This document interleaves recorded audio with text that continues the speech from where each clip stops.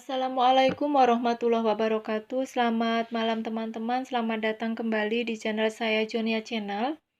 Malam hari ini saya mau berbagi informasi kembali tentang gagal bayar pinjaman online legal, yaitu di aplikasi Shopee, teman-teman. Untuk gagal bayar SPayLater dan S-Pinjam. Resiko apa sih yang bakal kita alami kalau kita gagal bayar SPayLater maupun S-Pinjam untuk di tahun 2023? Apa lebih parah dari tahun kemarin? Atau ini ada perubahan ya teman-teman? Jadi buat teman-teman, malam hari ini saya akan membahas tentang resiko terberat daripada gagal bayar SPayLater maupun S-Pinjam. Sebelum video ini saya lanjutkan, mohon kiranya buat teman-teman untuk subscribe, like, komen terlebih dahulu. Semoga channel ini bisa berkembang dan bisa bermanfaat buat kita semua. Langsung saja ya teman-teman, untuk resiko terberat daripada gagal bayar S-Pinjam maupun SPayLater di awal tahun 2023 ini di bulan Maret, yang akhir bulan ini ya teman-teman. Sejak saya mengalami gagal bayar atau keterlambatan mau 1 tahun, resikonya luar biasa. Untuk sliknya sendiri, ini untuk SPayLater masuk ya teman-teman. Tapi untuk S-Pinjamnya ini tidak masuk. Karena ini beda vendornya kayaknya teman-teman. Jadi untuk SPayLaternya ini masuk, untuk pinjamannya tidak. Saya sendiri untuk SPayLater ini sudah lunas teman-teman. Tapi untuk S-Pinjamnya saya ngalami gagal bayar. Ini pinjaman 4.500.000 dan saya sendiri sudah banyak mencicil teman-teman. Nih, saya sudah banyak mencicil. Dari mulai ini sudah dibayar-bayar ini teman-teman nih. Udah banyak yang saya cicil, tapi ini tidak mengurangi pokoknya. Jadi dari limit 4.500.000 ini saya sudah bayar banyak cicil. Awalnya kan saya cicil seadanya. Tadiannya teman-teman ada 50.000, 100.000 saya cicil. Cuma karena saya capek, tidak ada tidak ada untungnya gitu teman-teman. Untuk mencicil di Shopee ini bukan tidak mengurangi, tapi hanya mengurangi bunganya terus. Akhirnya saya berhenti. Dari mulai cicilan lewat 90 hari itu saya mulai mencicil. Dari sampai berapa bulan gitu teman-teman. Terus akhirnya saya nyerah karena bukannya mengurangi pokok tapi mengurangi bunga dendanya saja. Jadi ini pinjaman terus bertambah sampai mentok di angka 5.791. Jadi buat teman-teman yang gagal bayar di Shopee ini, sliknya masuk. Untuk resiko keduanya, ini bunga dendanya makin banyak. Mungkin kalau kita perhatikan, ini bunga dendanya 100% dari pinjaman pokok.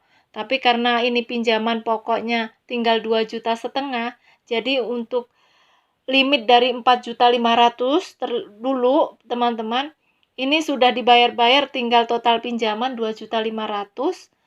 Ini sekarang menjadi 5.791. Wow banget kan teman-teman. Akhirnya saya berhenti untuk membayarnya. Berhenti total teman-teman. Jadi untuk resiko pertama ini sliknya masuk, untuk SPayLater, untuk S-Pinjam tidak masuk, tapi resiko kedua bunga dendanya numpuk. Jadi nggak kuat, dicicil 50, 100 nggak mengurangi daripada pokoknya. Hanya bunga dendanya saja yang berkurang. Jadi percuma ya teman-teman. Untuk resiko terberat daripada Galbay Shopee pinjam ini yang saya rasakan, untuk teroran DC-nya teman-teman. Dari mulai telat seminggu sampai sekarang mau 1 tahun ini sudah tidak berhenti. Jadi walaupun untuk akhir-akhir ini jarang sekali, mungkin seminggu 2 kali ataupun seminggu sekali, ini tetap masuk terorannya sama seperti kita masih baru-baru galbay gitu. Jadi beda banget sama pinjol legal lainnya kalau untuk di Shopee ini. Dan mereka berani menghubungi di luar kondar teman-teman. Jadi buat teman-teman yang gagal bayar di Shopee ini hati-hati. Jadi untuk penagihannya berani keluar kondar. Jadi nomor-nomor yang kita isiin pulsa lewat Shopee ini, SPayLater, awalnya itu dihubungi semua teman-teman, walaupun itu nomor kita aktif. Makanya untuk teman-teman yang gagal bayar di Shopee, ini kalau memang belum ada dananya, ini direspon maupun tidak direspon sama aja. Makanya dari mulai penagihan pihak ketiga katanya, dari mulai mau bawa kuasa hukum ke rumah, ini untuk Shopee ini penagihannya luar biasa dan tidak hanya menghubungi Kondar tapi dia keluar Kondar. Makanya saya males bayar sekalian teman-teman, karena untuk niatnya kita baik, kita mau bayar, karena mereka itu menghubungi di luar Kondar, akhirnya kita males. Dan penagihannya mengancam. Ancamannya banyak sekali, dari mulai dia ngata-ngatain kita, itu dari Shopee. Tapi untuk dari pihak ketiga yang saya rasakan, dari MBA itu untuk penagihan dari Shopee nggak ada ancaman, tapi ini kayaknya dari Shopee-nya atau dari pihak kantornya atau bagaimana, saya juga kurang paham teman-teman. Jadi ini untuk penagihannya akhir-akhir ini malah kayak kita baru gagal bayar seminggu. Dan untuk resiko yang ketiga, apakah DC lapangan? Benarkah DC lapangannya ini ada? Jadi ini pengalaman saya teman-teman.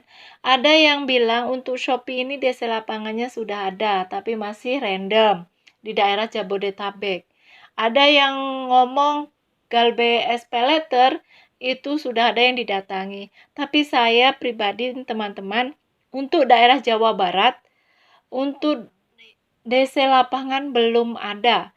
Jadi Galbe selama 1 tahun ini penagihannya hanya lewat online saja. Ancamannya kayak pinjol ilegal.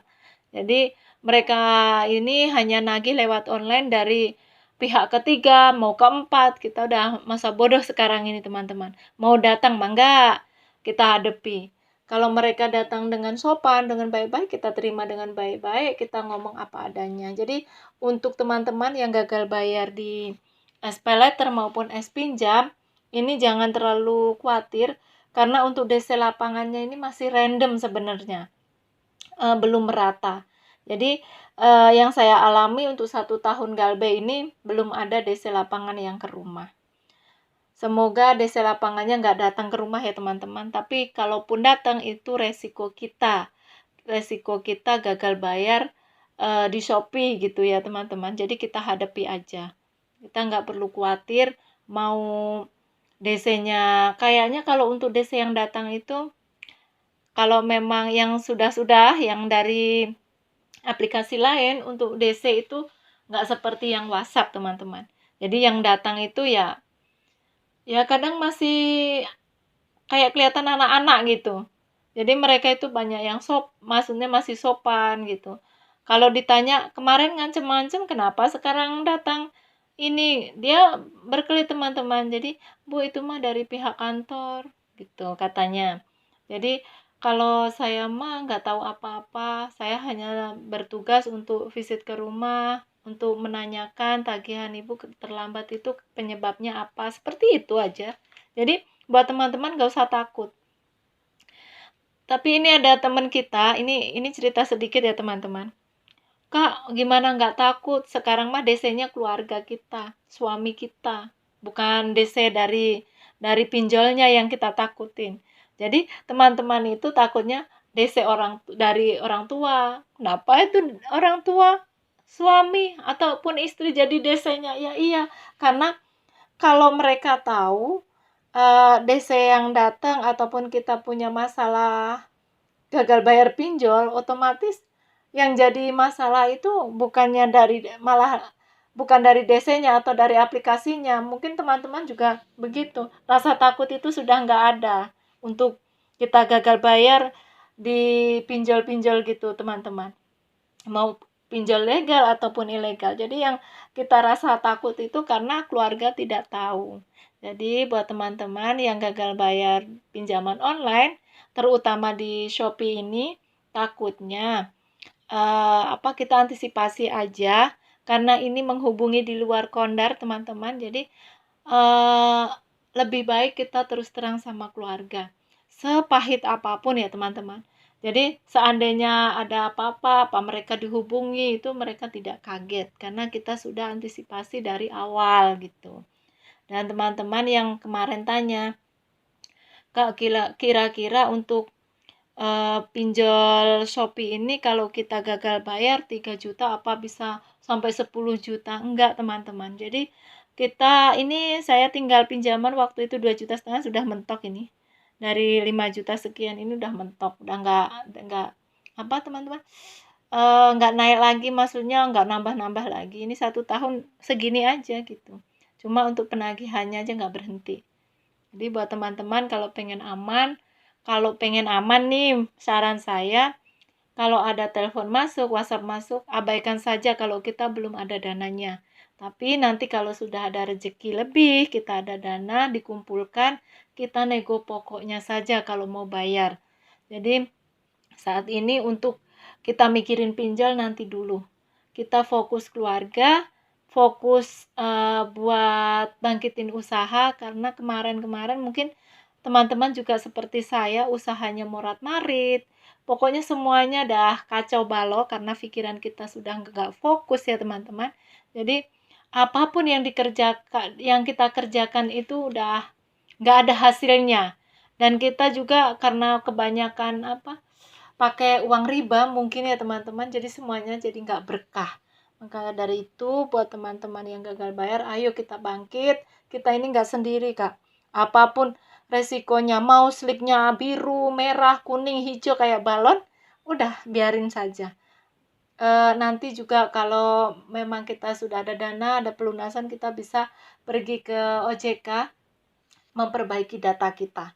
Jadi buat teman-teman nggak usah takut, nggak usah kepikiran. Kalaupun kita masuk daftar hitam, kita bersyukur aja. Karena nanti kalau kita belum masuk daftar hitam, kita gatal tangannya. Mau pinjem sana sini gitu ya. Tapi kalau sudah masuk daftar hitam, ya sudah, kita nggak bisa apa-apa nih. Jadi kita kerja apa sedapatnya, seadanya. Misalnya dapatnya 100.000, ya nikmatin aja 100.000, 200 ya alhamdulillah 200 gitu. Jadi kita nggak mikirin mau gali lubang tutup lubang lagi kalau masuk daftar hitam.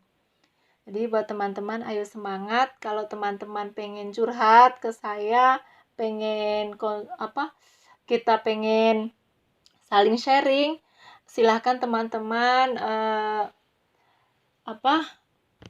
kita saling sharing di kolom komentar. Mau ada pertanyaan apa, insya Allah nanti kalau saya bisa, saya mampu menjawabnya, dan itu dari pengalaman saya sendiri, jadi nanti akan saya jawab teman-teman. Jadi buat teman-teman yang punya pengalaman gagal bayar di Shopee ini seperti apa, yang selain dari pengalaman saya, mangga teman-teman share silahkan isi di kolom komentar biar teman-teman kita saling tahu, saling menguatkan dan tahu, oh ternyata Galbay Shopee ini seperti ini, oh seperti ini. Jadi kita kuat nantinya ya teman-teman. Mungkin hanya ini ya video dari saya, semoga bermanfaat. Semoga teman-teman diberi kesehatan, kelancaran rezeki, dan kita bisa cepat terselesaikan hutang-hutang riba ini ya teman-teman. Saya akhiri, wassalamualaikum warahmatullahi wabarakatuh.